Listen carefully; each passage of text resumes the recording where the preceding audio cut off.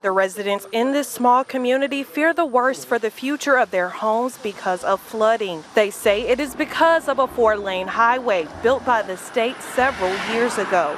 The father of environmental justice, Dr. Robert Bullard, who grew up in this community over 50 years ago, is now back to help with climate change.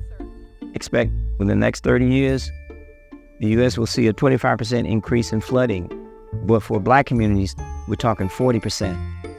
And you're going to destroy it with a highway? Oh, hell no. We're going to fight like hell.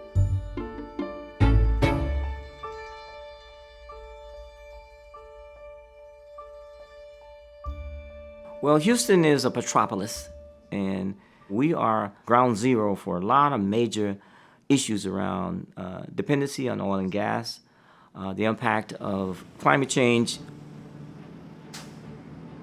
Racial redlining was a form of discrimination that denied black and brown communities loans and mortgages and infrastructure.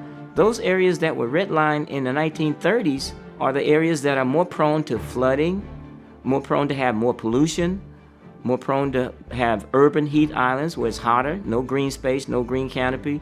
And as we learned, the last couple of years are the same places that have more COVID cases in terms of infections, hospitalizations, and deaths. When you map those, it's mostly lower income and people of color that are living with those hot spots. I started this work dealing with environment and race before it was a movement or the whole concept of environmental justice.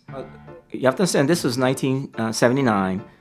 There was no methodology, there was no protocol for mapping landfills.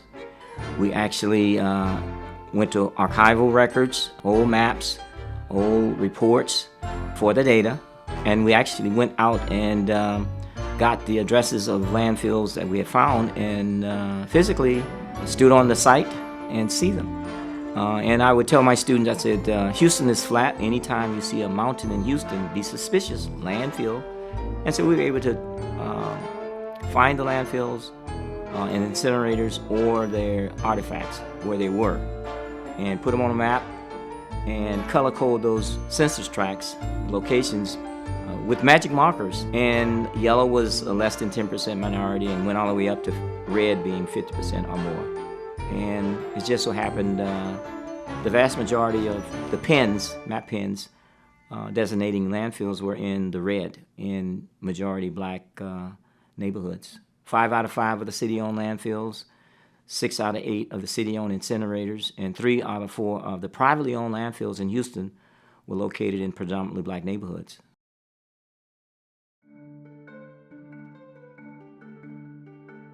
You know, I've been doing this work for 4.5 decades.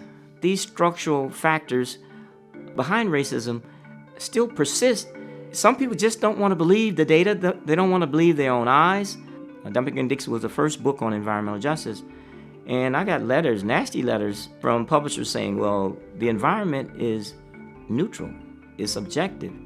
There's no such thing as environmental justice. Everybody is treated the same. Even today, there's a lot of that going on.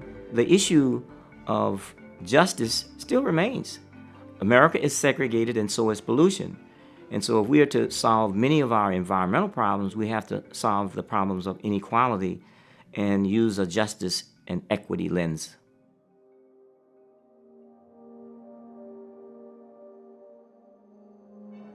This is Houston, Texas, headquarters city for the... As someone who came of age during the civil rights movement, Not the texture of his hair or the color of his skin. I'm a bit impatient about the pace of change.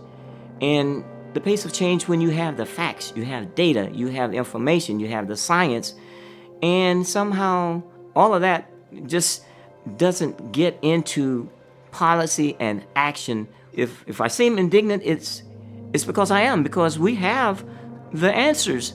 We're at an emergency, and climate change is knocking on the front door, and somehow we're just sitting on the couch, twiddling our thumbs or watching TV. You know, these heat waves with flooding, with these hurricanes, you know, the world is burning. The world is on fire, and I think we have to speed up the solutions. 40 years It's too long. We don't have 40 years.